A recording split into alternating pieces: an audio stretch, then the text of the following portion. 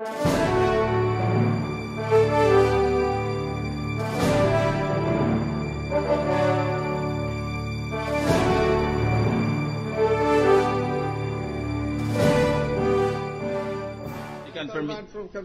the confirmation of the gentleman from Taguig, I just want to be clarified further because I have a copy of Exhibit 6 to Paul D and further 6 to Paul D-A.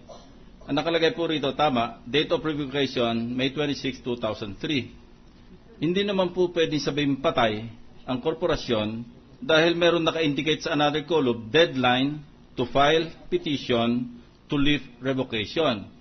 So, ang tanong ko po sa SEC, ano pong status ng korporasyon between May 26, 2003 and May 26, 2010? Ito po ba'y patay na? Kasi pwedeng i-resuscitate eh. Deadline to file petition to lift revocation, 2010.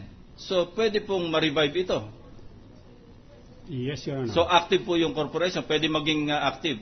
Buhay pa po. Pwede nakaswero pero buhay. But based on our opinion, when we revoke, it's already effective. Kasi otherwise, what's the use of revoking if it's alive, I would say.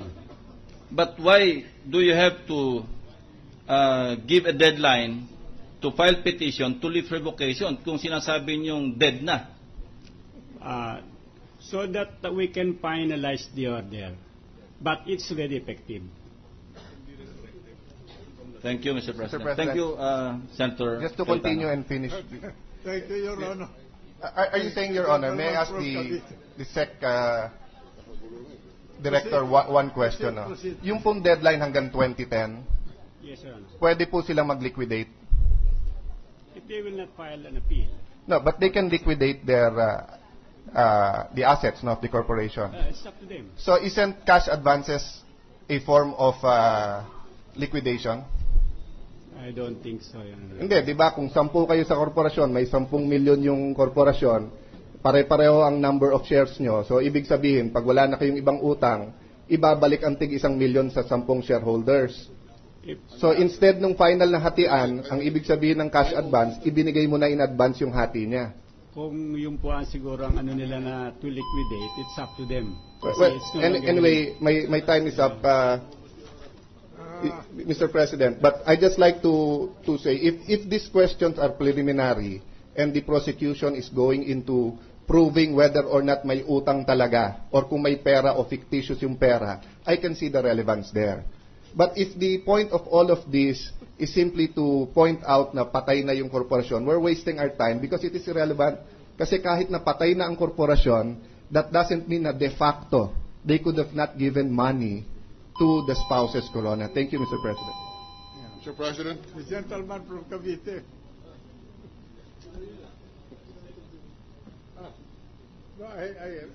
Thank you, Mr. President. Lalo po kaming nalabuan doon sa sagot nyo dahil sabi nyo, effective na yung kamatayan, sabi nyo, revoke eh. Pero sino yung sinulatan nyo na mag-file ng petition before the deadline imposed? Kung patay na, kanino yung address? No, I'm just talking practical terms, Kasi ano po yun eh. When we revoke, it means that it is no longer corporate existence. That's the effect. Since we revoke, that's already effective. But we give the corporation the chance to appeal the revocation order because it's not yet final. This is the reason for this circular. Yun nga po, doon nga kami naguguluhan. Ako particularly, kasi ano po ang status nga ng korporasyon na yon between those two periods or within the period, I mean. Sige. I yield to Senator Dillon. The gentleman from Iloilo. Can I have 2 minutes, Your Honor? You have 2 minutes.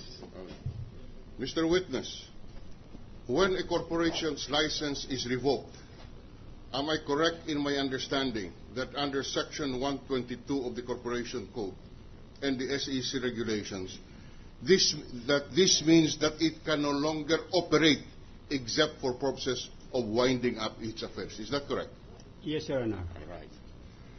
And the corporation is given 3 years to to wind up its affairs. Is that correct? Yes, Your Honor. And therefore, it cannot continue in its regular business during the 3-year period. Yes, Your Honor. Now, that corporation cannot enter into a new business or perform acts in furtherance of the business during the period winding up. Is that correct? Yes, Your Honor. And the affairs of the corporation should be limited to those which would have a bearing to its liquidation. Is that correct? Yes, Your Honor. Now, in the case of Basa Enterprises, when you revoked the certificate on May 26, 2003, it only meant that from May 26, 2003, for 3 years thereafter, it can no longer perform its regular business, but should only perform acts pursuant to a liquidation. Is that correct? Yes, Your Honor. Now, you also mentioned that after the Guidote Basa or Basa Guidote Enterprises received this notice of revocation, there is nothing on the record which would show that they asked for a revival of this corporation. Yes, Your Honor. So insofar as the records are concerned, this corporation has ceased to operate because 3 years have lapsed since the time of revocation. Yes, Your Honor. And that is a statement based on the SEC Reorganization Act, which authorizes you, the SEC, to revoke the certificate of registration for failure to file the required reports as required by the SEC. Yes, Your Honor. That is all, Your Honor. Thank you. The gentleman from Pampanga. Yes, Mr. President, thank you very much. Just a clarification to the prosecution panel.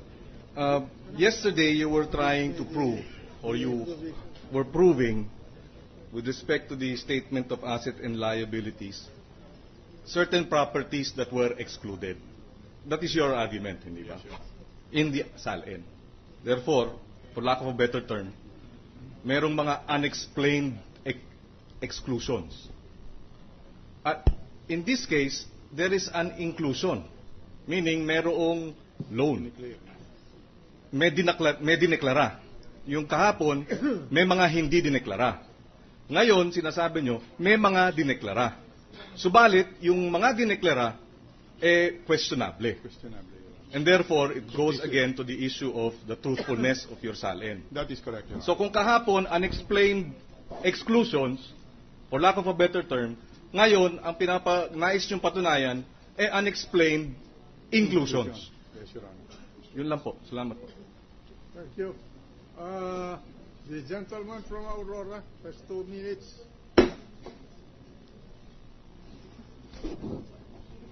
Maraming salamat po, Pangulo.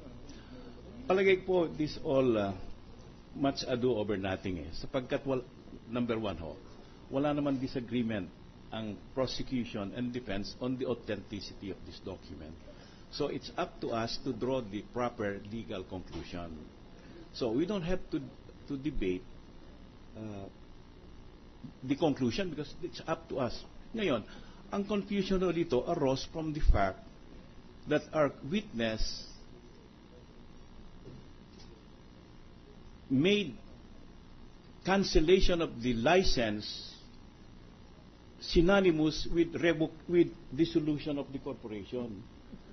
Mr. President, you and I took corporation law, and that's our specialty. It's the distinction between revocation of license to operate or registration is entirely separate and distinct from dissolution of the corporation. Revocation of the license to operate means cancellation of the registration, but that doesn't automatically result to the extinction of the corporation. Diba? As Senator Drilon explained, there's still a 3-year winding up period. Why? For a very practical reason. If sinabi mo, nirevoke ko yung lisensya mo, patay ka na, ay ano nangyari sa mga sweldo ng mga empleyado? Ano nangyari sa mga pautang mo sa suppliers, sa creditors? So, revocation of registration simply means you cannot do business as usual. Your avowed purpose, corporate purpose, you cannot pursue that anymore. But can you pay out money? Well, as Alan said, you can still pay out money because that may be part of the distribution.